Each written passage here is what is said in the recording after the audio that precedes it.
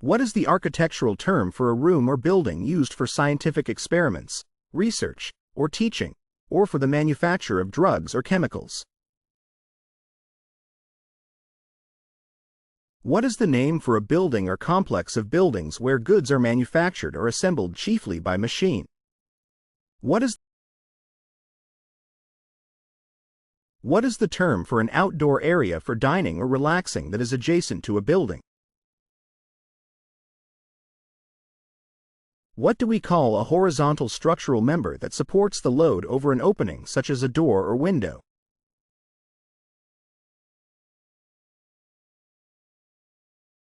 What do you call a large, luxurious apartment in a city?